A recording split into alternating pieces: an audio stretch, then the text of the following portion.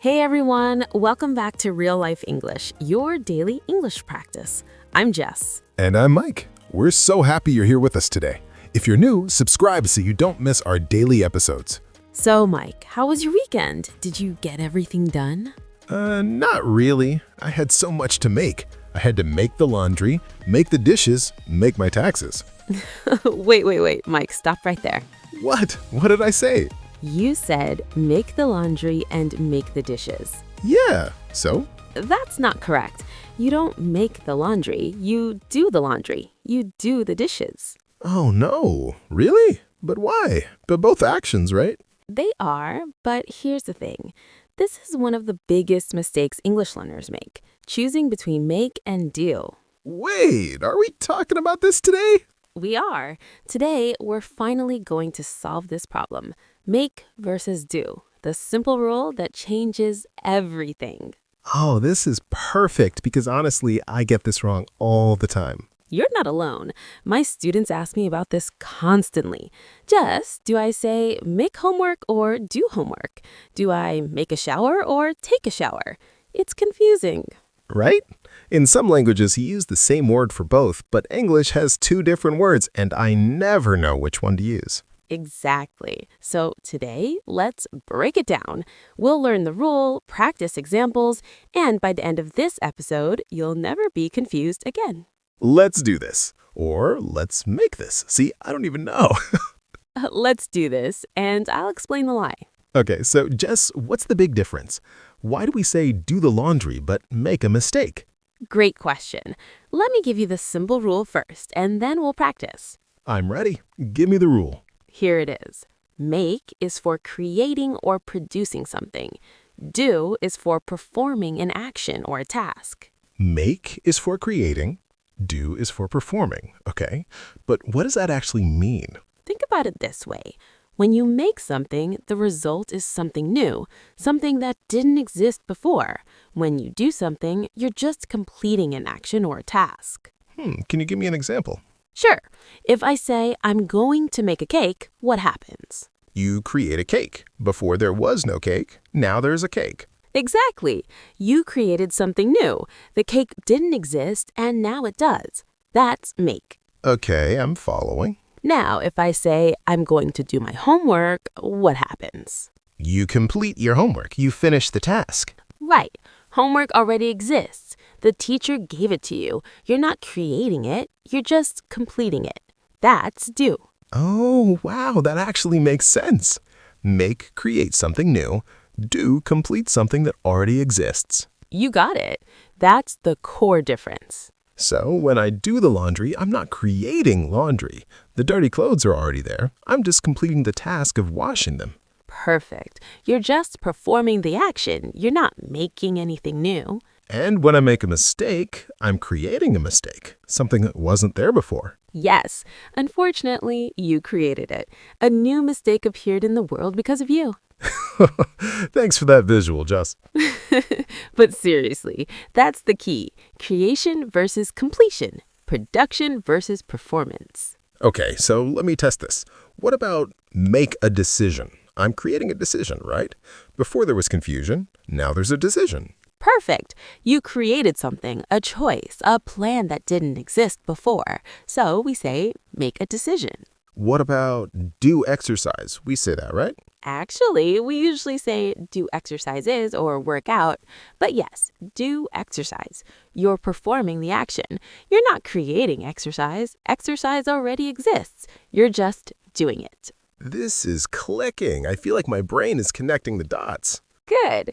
Now, let me give you some really common phrases with make that you hear all the time. Let's hear them. Make a mistake, make a decision, make a choice, make a plan, make an effort, make progress, make a difference, make money, make a phone call, make noise, make a mess. All of those create something new. Exactly. A mistake appears, a decision forms, progress happens, money comes into existence, a mess is created. What about make noise? How is that creating? Before it was quiet. Then you make noise. The noise didn't exist, and now it does. You created sound. That's so literal. I love it. Now, let me give you common phrases with do that you hear all the time. Okay, I'm listening. Do homework, do the dishes, do the laundry, do your hair, do your nails, do the cleaning, do your best, do a favor, do damage, do business, do exercise. All of those are actions or tasks. You're performing them, completing them, not creating something new. Wait, what about do damage? If I break something, aren't I creating damage? Good question. This one's tricky. We say do damage even though technically you're creating it. This is one of those exceptions you just have to memorize. Of course there are exceptions. This is English. Welcome to my world. But honestly, most phrases follow the rule. The exceptions are just a few. Okay, what about do your hair? How is that not creating? When you do your hair, you're styling it. The hair's already there. You're just arranging it, fixing it, making it look nice. It's a task, not a creation. But we say make your bed, right? Isn't that the same thing? Great example, yes. We say make your bed because when you make your bed, you're creating order. You're transforming messy sheets into a neat, organized bed. You're producing something, a made bed. Okay, I see your point. This is where it gets a little blurry. Honestly, some phrases are just fixed expressions. You just have to memorize them. So the rule works most of the time, but not always. Exactly. The rule is your guide, but with specific collocations, words that go together.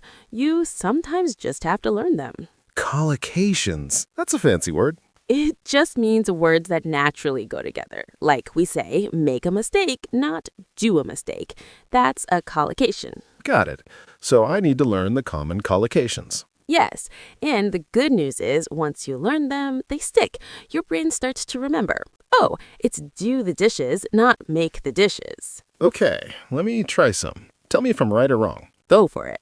Make a promise. Correct. You're creating a promise. Do a test. Correct. You're completing a test. Though we also say take a test. Make friends. Correct. You're creating friendships. Do a mistake. Wrong. It's make a mistake. I knew you'd guess that one. Do your job. Wait, you're testing me now? Yes, do your job. Is that correct? I think so.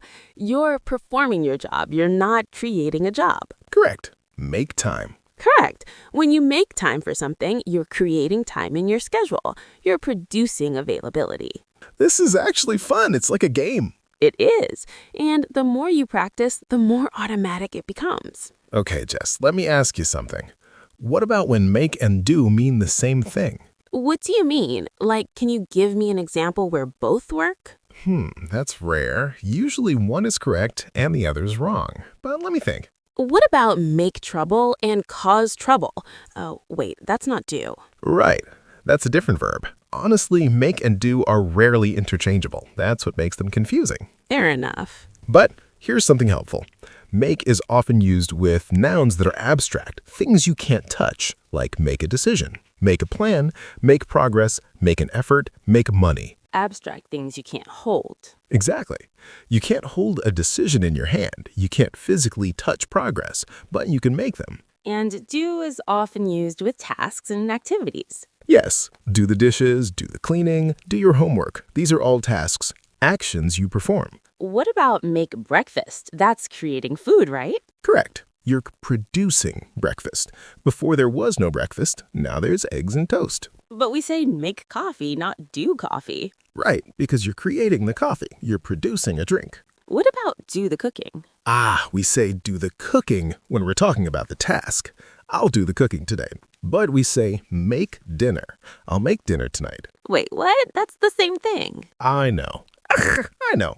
But think about it. Do the cooking emphasizes the action, the task. Make dinner emphasizes the result, the creation. My brain hurts. I know. But honestly, with practice, this becomes natural.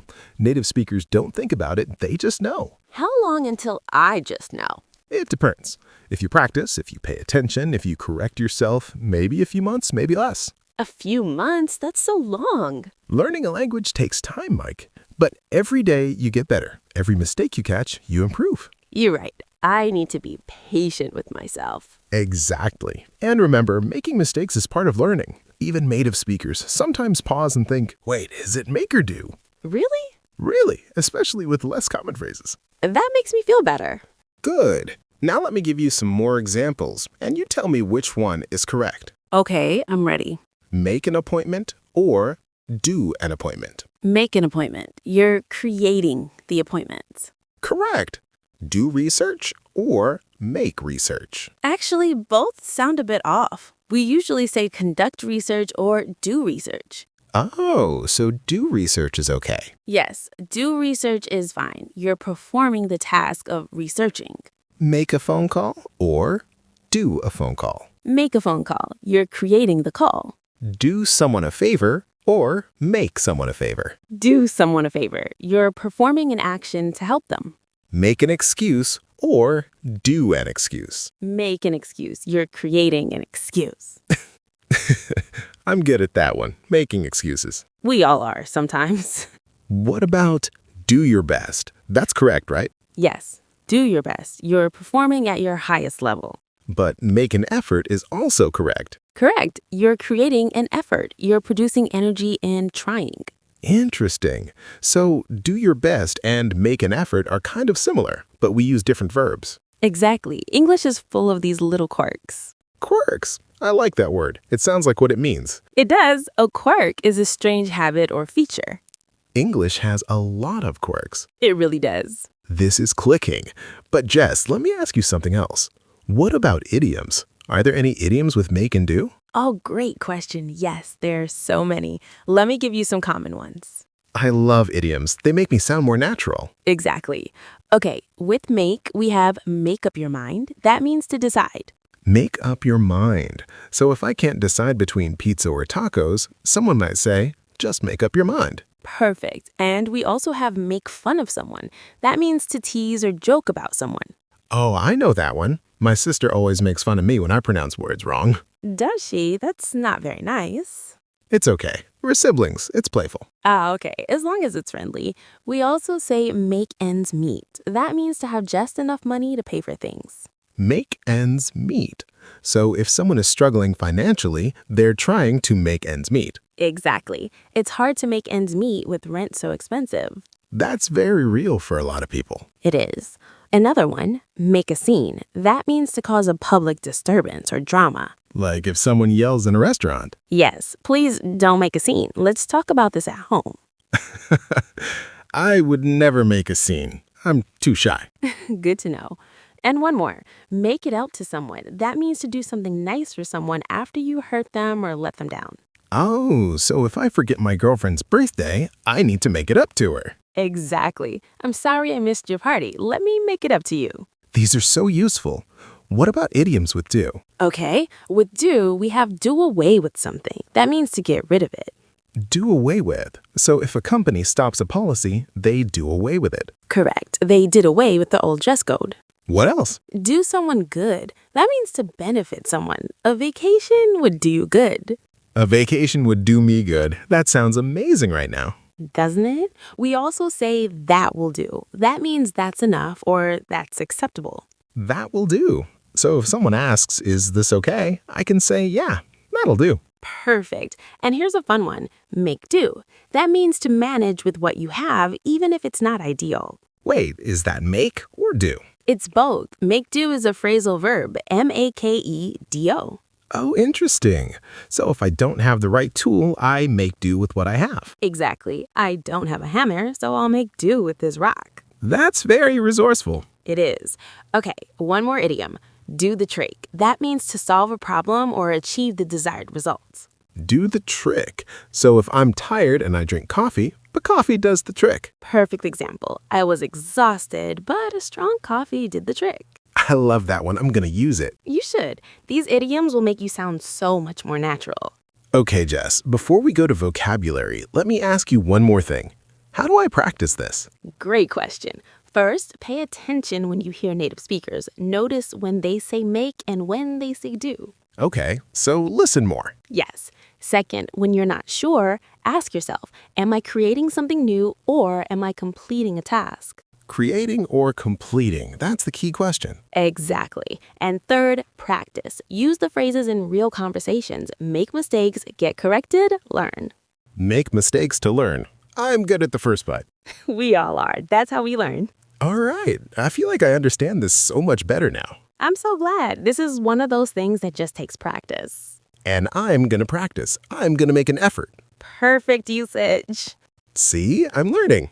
You are.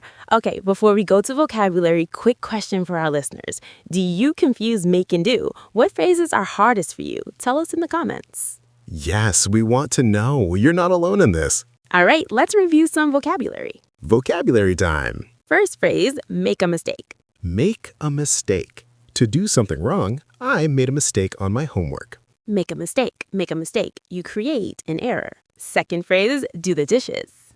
Do the dishes. To wash plates, cups, and utensils. I hate doing the dishes. Do the dishes. Do the dishes. Complete the task of washing. Third phrase, make a decision. Make a decision. To choose something. I need to make a decision about my job. Make a decision. Make a decision. Create a choice. Fourth phrase, do your best. Do your best to try as hard as you can. Just do your best on the test. Do your best. Do your best. Perform at your highest level. Fifth phrase, make progress. Make progress. To improve or move forward. I'm making progress with my English. Make progress. Make progress. Create improvement. Sixth phrase, do homework. Do homework. To complete school assignments. I need to do my homework tonight. Do homework. Do homework. Complete your assignments. Seventh phrase, make an effort. Make an effort. To try hard. He's really making an effort to learn. Make an effort. Make an energy trying energy. Eighth phrase, do someone a favor. Do someone a favor. To help someone. Can you do me a favor? Do someone a favor. Do someone a favor. Perform a helpful action.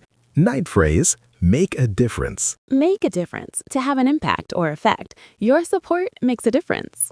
Make a difference. Make an impact. And finally, do the laundry. Do the laundry. To wash clothes. I do the laundry every Sunday. Do the laundry. Do the laundry. Complete the task of washing clothes. And there you have it. 10 essential phrases with make and do. These are so useful. I'm going to practice them every day.